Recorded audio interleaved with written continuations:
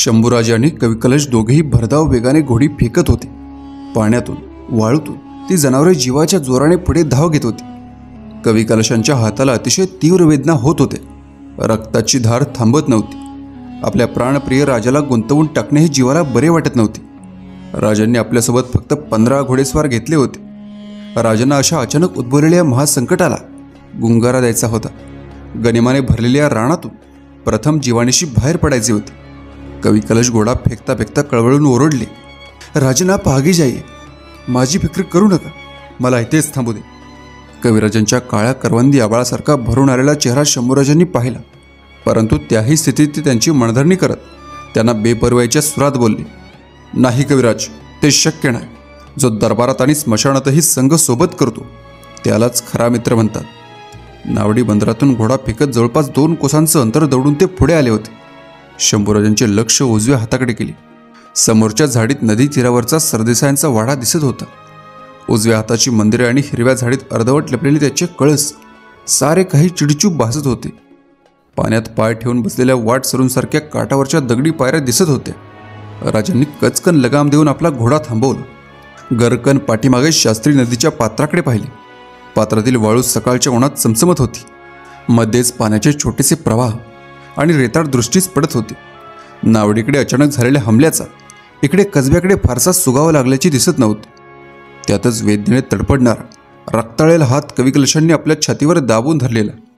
शंभूराजांनी क्षणभर विचार केला। वाटेत अन्य कुठे थांबण्याऐवजी इथेच वेषांतर आणि दिशांतर करणे योग्य ठरणार होते।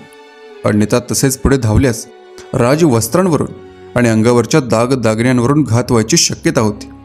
राजांनी आपला घोडा पटकन उजव्या बाजूच्या जाळवंडात नेला। बाकीच्या सोबत्यांचीही घोडी आत आडोशाला ओढली। राजांनी पाकऱ्या घोड्याच्या गळ्यातला सारा साज जवळजवळ ओरबडून काढला। पुढे धावता धावता त्यांनी स्वतःच्या अंगावरील सारे दागिने हिसकावून बाहेर काढले। त्याची गुंडाळी केली। तेवढ्यात ते सरदेसायांच्या वाड्याच्या पारीजवळ जाऊन पोचले। बाहेरून अचानक रक्ताने माखलेल्या अंगरख्यानं शंभूराजे आणि पाठोपाठ कविराज आत घुसले। त्याबरोबर वाड्यातील नोकर चाकरांची गडबड उडाली। रंगोबा सरदेसाई बाहेर सदरेवर बसून होते। नाभिक त्यांचे केस भादरून गोटा करत होते। तेवढ्यात रक्ताने भिजलेल्या कपड्यातली राजांची ती अवस्था पाहून इनामदार झटपट उठले। घरातील स्त्रिया पोरेही धावत बाहेर आली। राजे, हे काय झालं? घाबरून रंगोबाने विचारले। गोंधळू नका, पटकन आवरा, कविराजांचा हात बांधा, आम्हाला पुढं धाव घ्यायची। अजिबात वेळ न दवडता राजे स्वतःच्या समोरच्या नाभिकासमोर बसले। त्यांनी खूण केली। नाव्याने लगेचच त्यांचे सुंदर मुलायम रेशमी केस आणि टोकदार निमुळती दाढी भादरायला सुरुवात केली। इनामदाराच्या नोकरांनी परसातील ओल्या वेळूची कांबाटी काढली। त्याच्यावरचा बारीक लव असलेला पांढरा केस काढून तो कविराजांच्या जखमेत भरला। वरून कांबटांच्या पट्ट्या बांधून जखम घट्ट बांधली। सपाचट डोई दाढी केलेल्या शंभूराजांची गोरी मुद्रा एखाद्या योग्यासारखी दिसत होती। रंगोबांची म्हातारी आई कृष्णाबाई पुढे धावत आली। राजांवर काही भयानक प्रसंग ओढवल्याचे सर्वांना जाणवले होते। रंगोबांची 70तील माता उंच शिडशिडीत होती। त्यांच्या गोऱ्यापान सुरकतलेल्या चेहऱ्याकडे पाहताच शंभूराजांना आपल्या जिजाऊ साहेबांची आठवण झाली। त्यांनी हातातील पाचूच्या माळा त्या मातेच्या हवाली केल्या। तोच कृष्णाबाईंनी गहिवरून शंभूराजांना मिठी मारली। वाड्यामध्ये एकच हाहाकार उडाला होता। बाहेरच्या नदीकाठी झाडोऱ्यात ती 15-16 घोडी उभी होती। तोपेतून सुटलेल्या गोळ्यांसारखी ती नावडीतून 2 कोसांचं अंतर पार करीत तिथे धावत आली होती। वाळू दगडातून धावताना त्यांची डोपरे फुटलेली होती, परंतु पाखराच्या नागपुड्यातून खाली रक्त गळत होते। राजांनी अशा जोरात त्याचा लगाम खेचला होता की नागपुड्यातील दोरीच्या कसीने अजून त्याचे नाक भणभणत होते। पुढची दौड दीर्घ आणि जोखमीची होती। यापुढे पुन्हा कुठे आणि कधी थांबायचे कोणास ठाऊक। जेवढे पाणी आत्ताच पिऊन घेता येईल तेवढे पिऊन घ्यावे आणि पुढच्या दौडीस तयार राहावे, असा त्या मुख्य जीवाने विचार केला। वेळूच्या दाटीतून पाखराने आजूबाजूला नजर टाकली। मागे पुढे इकडे तिकडे चिट पाखरूही दिसत नव्हते। तसा तो तहानलेला घोडा पुढे सरसावला। हळूच पाण्यामध्ये पुढचे 2 पाय रोवून पाठ वाकवत ओनवा होऊन पाणी पिऊ लागला। त्याच्याबरोबर इतर घोडेही पुढे सरकले आणि त्यांनी समोरच्या निवळशंक पाण्याला तोंडे लावले। पाणी पिता पिता थोड्या वेळाने पाखराची नजर समोरच्या डोहाकडे लागली। पाण्यामध्ये कोणाची तरी रंगीबिरंगी हलत्या झुलत्या आकृत्या त्याला दिसल्या। त्याचबरोबर ते हुशार जनावर बिचकले। त्याने कान टवकारत सरळ मान वर काढून समोरच्या काठाकडे पाहिले। पलीकडच्या वाळूत दबकत लपतछपत शंभूराजांचा माग काढत वैऱ्याचे एक पथक येऊन पोचले होते। पुढच्या वाळूत अतिशय घाबरलेला गणोजी शिर्के उभा होता. बाप दाखव नाहीतर श्राद्ध घाल अशा तोऱ्यात त्याला बकोटीला खेचून मुकरब खान तिथून घेऊन आला होता. त्यांच्याबरोबर 60-70 घोडेस्वार दाबा धरून उभे होते. मगाच्या बागीच्या त्या झटापटीवेळी गणोजीने बाजूच्या झडोऱ्यात आपले अंग लपवले होते, परंतु पहिल्या झडपेमध्ये थोडीशी तलवारबाजी करून राजे निसटले तसे मुकरब खानाने गणोजीला खेचत बाहेर ओढले.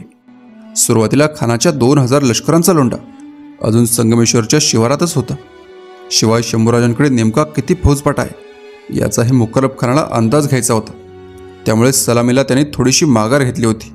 पाठीमागे राहिलेल्या फौजीचे नेतृत्व मुकरबचा बेटा इकलास खान करीत होता. आता इकलासही आपल्या 2000 फौजीनिशी संगमेश्वरात येऊन पोचला होता. अधिक दंगा न करता किंवा आरोळ्या न ठोकता त्या बाप लेकांनी आपली फौज विभागली होती. नदीच्या अंगाने त्यांच्या गुपचूप झडत्या सुरू होते.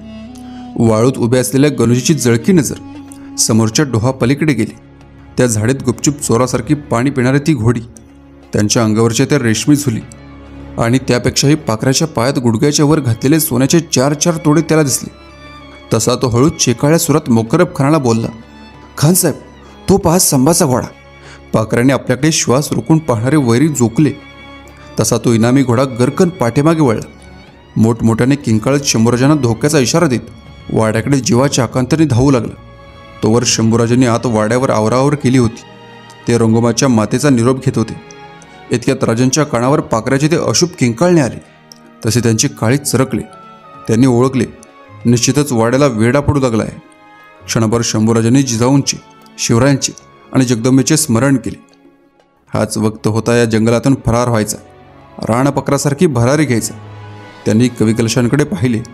त्यांचा हात छातीजवळ नीट बांधला गेला होता, तरी अजून त्यांच्या दंडातून रक्त ठिपकत होते. चेहऱ्यावर असह्य वेदना दिसत होते. कविराजांनी झटकन शंभूराजांचे पाय पकडले. ते धाय मुकलत रडत ओरडले, राजेंना आप निघा, नाहीतर कैद व्हा. आता 2 अश्रू व्हायलाही वेळ नव्हता. रंगोबाने बाजूची तलवार शंभूराजांच्या हातात दिली. राजांनी पाखऱ्या अशी आपल्या घोड्याला आरोळी ठोकत शंभूराजे वाड्याच्या पायऱ्या उतरत वेगाने बाहेर धावले. आपल्या धनाला स्वार व्हायला तोशीच नको म्हणून पुढचे पाय ओणवे करत ते मुके जनावर वाड्याच्या बाहेर उभे होते. राजांनी पटकन पुढे उडी घेऊन मान ठोकली. लगाम खेचून समोर पाहिले, मात्र एका वेळी महापुराचे पाणी फुटून यावे आणि त्याने अख्खा परिसरालाच वेढा द्यावा. तसे वाड्याबाहेर कर्णेश्वराच्या मंदिराकडून, समोरच्या शृंगारपूरच्या वाटेकडून, नावडीच्या अंगाने, मागून नदीच्या बाजूने घोडीच घोडी अंगावर चालून येताना दिसली होती. 1,500 घोड्यांचा वाड्याला वेढा पडला होता. चौफेर भालेबरच्या आणि तलवारींची राण माजली होती. हातातली तलवार नाचवत त्यांनी जागच्या जागी आपला घोडा वर्तुळाकार फिरवला. परंतु एवढी सशस्त्र फौज असूनही त्या ठाण्या वाघाला काढण्या लावायचे कोणाला धाडस होईना. लांबूनच मुकरब खानाने दोर टाकून राजांना जखडवायचा प्रयत्न चालवला. इतक्यात इकलास खानाने मागच्या अंगाने आपल्या धारदार जमदाळ्याचा जोरदार घाव घोड्याच्या पुठ्ठ्यावर मारला. तशी रक्ताची चिळकांडी उडाली. ते जनावर जोराने किंकाळले, पाय झाडू लागले. राजाने तिकडे दुःखी नजर टाकली. तितक्यात 60-70 पठाण एकाच वेळी राजांच्या अंगावर तुटून पडले. वैराने दावा साधला. सह्याद्रीचा शंभूराजा कैद झाला.